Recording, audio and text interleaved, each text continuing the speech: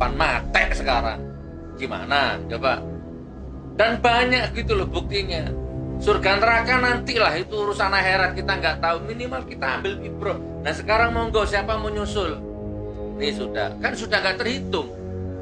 Orang-orang yang nyinyir kepada ulama, nyinyir kepada Habib, yang nggak pernah makan uang amplop, dia nggak pernah ikut-ikut menyengsarakan rakyat, di mana ada bencana datang nomor satu, nah itu dinyinyiri, difitnah-fitnah. Nah orang yang nyinyir, orang yang fitnah, itu sudah nyemplung sungai, nenggak minuman di hotel mati telanjang, ketimpa tronton gitu kan. Nah sekarang nambah lagi satu. Nah monggo, Anda mau nyusul, ya tunggu antrian. Penceramah Sugi Nur Raharja alias Gus Nur menanggapi meninggalnya selebriti kondang Vanessa Angel dan suaminya. Awalnya Gus Nur membicarakan soal jejak digital seorang manusia semasa hidup yang sulit hilang apabila akhirnya dia meninggal dunia. Salah satunya sebagaimana yang dialami Vanessa Angel.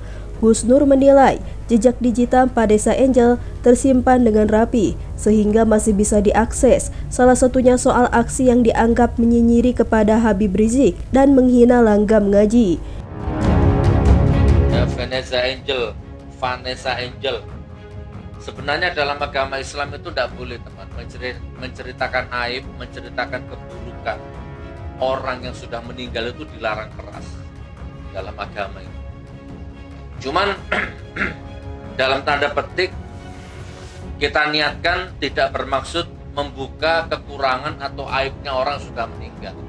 Tapi kalau kita lihat catatan track recordnya semasa hidupnya, ya tanpa bermaksud membuka keburukannya, tapi ini perlu kita sampaikan ke khalayak sebagai ibroh, sebagai pelajaran.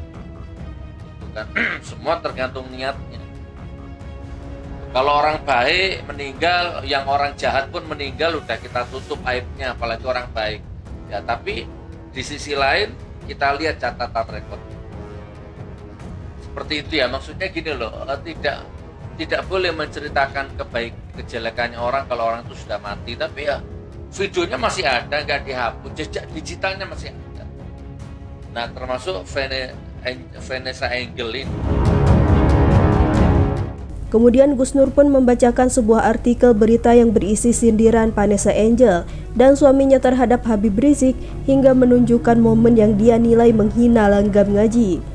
Dia pun mengingatkan agar orang lain bisa mengambil hikmah dari kejadian tersebut sehingga bisa mempertanggungjawabkan apa yang dilakukan selama hidup di dunia. Terlebih jejak digital di era modern saat ini masih bisa diakses meskipun yang bersangkutan telah meninggal dunia. Kemudian Gus Nur mengingatkan soal akhir hayat orang-orang yang suka menghina ulama maupun Habib. Gus Nur mengatakan banyak di antara mereka meninggal dengan cara yang cukup tragis. Lebih lanjut, Gus Nur pun mengaku takut dengan banyaknya kejadian yang terjadi tersebut. Lantas dia berdoa agar keluarganya dihindari dari sikap yang membenci ulama dan mempermainkan agama Islam. Beredar videonya, coba. Mudah-mudahan diampuni dosanya.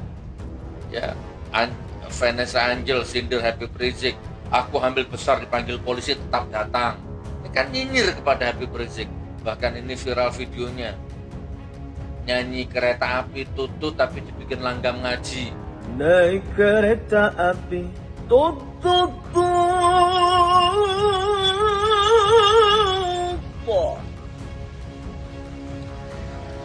Coba kalau kamu lihat ekspresi wajahnya waktu memainkan langgam ngaji gini, gak ada yang hebat kan manusia ini kan. Ya terserah. Anda mau anggap ini kebetulan, nah itu kan kebetulan, ya udah kecelakaan mau diapain, ya itu kan udah nasib, itu kan sudah takdir. Ya nggak apa-apa, tapi kalau saya tipe orang yang mengambil ibroh dari setiap kejadian. Semua akan diminta pertanggungjawaban, ya nggak, mudah-mudahan diampuni sama Allah. Nah sekarang maksudnya untuk Anda yang masih hidup, dulu yang bakar spanduknya Habib Rizik, yang nginjak-nginjak itu mati juga sekarang. Gimana kalau udah gitu?